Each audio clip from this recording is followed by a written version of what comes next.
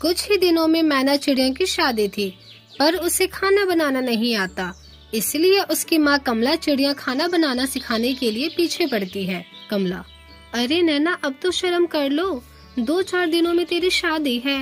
अब तो मौका है, खाना बनाना सीख ले, वरना तो हमारी नाक कटवा कर रहेगी। नैना: माँ, मुझे खाना बनाने का शौक नहीं, मुझे नहीं बनाना खाना। क्या पता वहाँ मेरे नौकर चाकर हों ससुराल में, तो वही काम कर देंगे।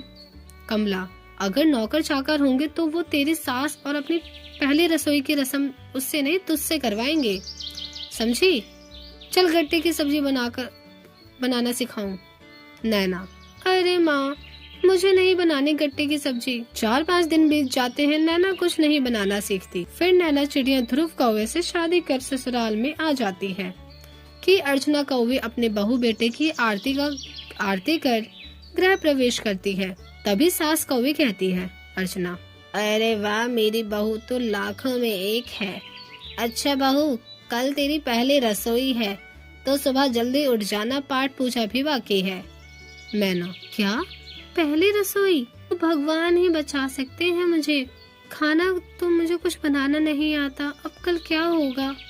अर्चना: क्या हुआ बहू, जो सोच में डूब गई इतना? नैना: कुछ नहीं माँ जी। अर्चना: अच्छा जाओ, तुम दोनों आराम कर लो।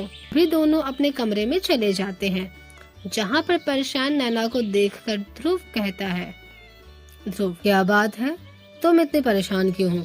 थोड़ी देर पहले तो तुम ठीक थी।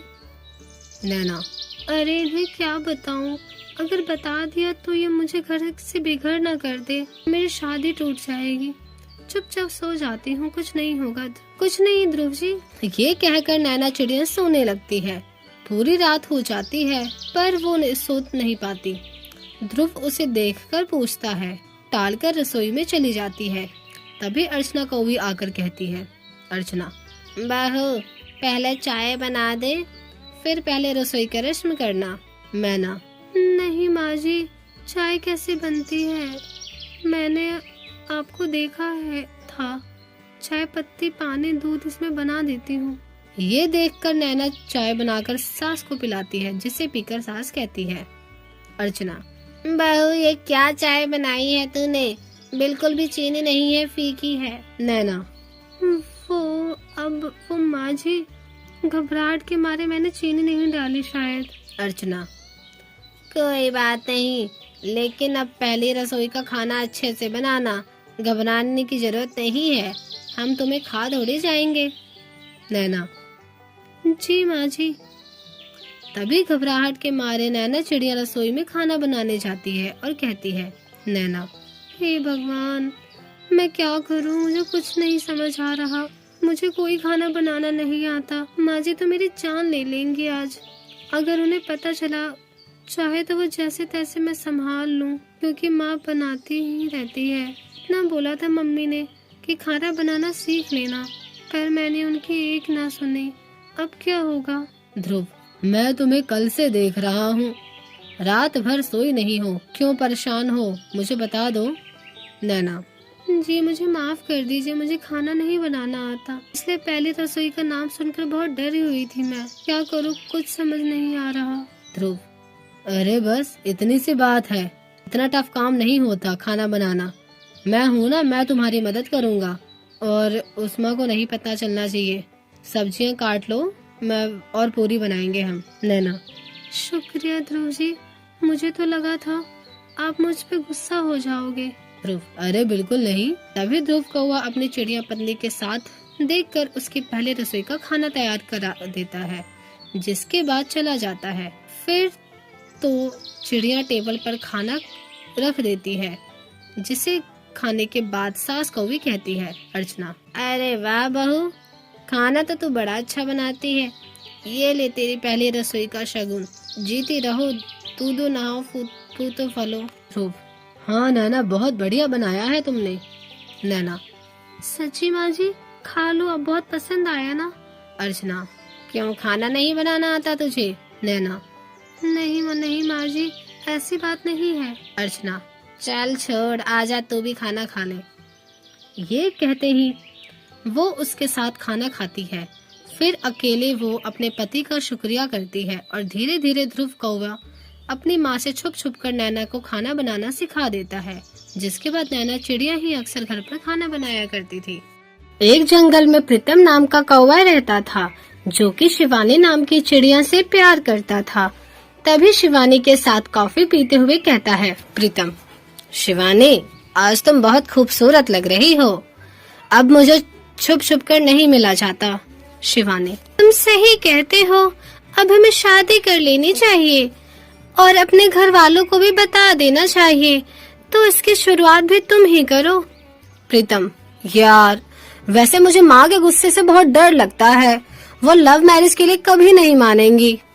शिवानी, तुम कोशिश तो करो कि माँ मान जाए।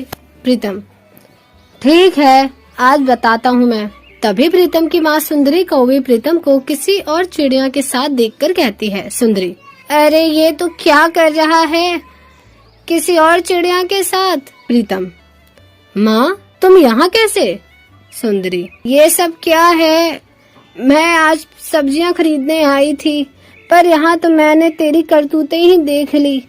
कौन है ये। वो माँ मैं आपको बताने ही वाला था आज, ये शिवानी है। हम दोनों ना एक दूसरे से बहुत प्यार करते हैं और शादी भी करने वाले हैं। सुंदरी, क्या बोला तूने, शादी, इसका मतलब लव मैरिज करेगा तू। लव मैरिज, तू जानता है ना हमारे घर में ये सब नहीं होता और मैं इसके सख्त खिलाफ हूँ। प्रीतम, हाँ माँ, आप गुस्सा क्यों हो रही हो, यहाँ आसपास की चिड़िया कबूतर हमें देख रहे हैं, हम घर जाकर बात करते हैं ना। शिवानी, आंटी जी मुझे एक मौका तो। सुंदरी, मैंने तुझसे बात नहीं की, तू मुझसे बोल रही है। प्रीतम चल यहाँ से फौरन। प्रीतम, जी माँ। शिवानी तुम घर जाओ, मैं बाद में बात करता हूँ, बाय। शिवानी, प्रीतम की मम्मी तो बहुत गुस्से में है, पता नहीं वो हमारे लव मैरिज के लिए हाँ करेंगी या नहीं। तभी प्रीतम कौवी अपनी माँ कौवी के साथ चला जाता है, जहाँ सुंदरी कहती है, सुंदरी तुझे क्या लगता है मेरे पापा नहीं है तो मैं बेवकूफ, तो मुझे बनाएगा, तेरी हर चीज का पता नहीं चलेगा मेरे को, तेरी माँ हूँ मैं। और तू जानता है लव मैरिज वाली बहुएं मुझे बिल्कुल निकम्मी, नाकाम और कमजोर लगती हैं। अरे उन्हें खाना भी बनाना नहीं आता, मैगी बनाकर खिला देती हैं, झाड़ू पोछा करने में कमर में नस चढ़ जाती है। पड़ोसन की लव मैरिज वाली बहू को देखो, मैं बिल्कुल भी रिस्क नहीं लूंगी, मैं अरेंज मैरिज ही करूंगी, तू भूल जाओ उसे, चिड़िया रानी को। प्रीतम, माँ आप ये कैसी बात कर रही हो, शिवानी ऐसी बिल्कुल भी नहीं है, वो अपने घर में सबका ख्याल रखती है, उसे सारा खाना बनाना आता है, आप एक मौका तो देकर देखिए प्लीज माँ, मेरी खातिर ही सही, हम दोनों एक दूसरे के बिना नहीं रह सकते, हमें आप अलग मत कीजिए माँ। प्रीतम कौवी अपनी माँ को बहुत समझाकर उसके सामने हाथ जोड़ने लगता है। तभी अपने बेटे के आंखों में आंसू देखकर वो कहती है, सुंदरी आंसू मत दिखा, तू जानता है तू इकलौता है, मैं तुझे कितना प्यार करती हूँ, इसलिए तेरे खातिर लव मैरिज करने की इजाजत देती हूँ, पर अगर कुछ भी हुआ तो मैं तेरे लव मैरिज वाली बीवी की जुबान खींच कर रख दूंगी। प्रीतम, ये बोलने की नौबत नहीं आएगी माँ, ये बोलने की नौबत नहीं आएगी माँ आपको, वो बहुत अच्छी है, शुक्रिया माँ, आई लव यू। इस तरह से शिवानी चिड़िया और प्रीतम कौवे की लव मैरिज हो जाती है, जहाँ बहुत सारी पक्षियाँ उनकी शादी में शामिल हुए थे। शिवानी चिड़िया अपनी ससुराल की सारी जिम्मेदारियां संभाल लेती है, अच्छे से सुंदरी कौवे की सेवा करती है, उसे सुंदरी एक भी कहने का मौका नहीं देती है।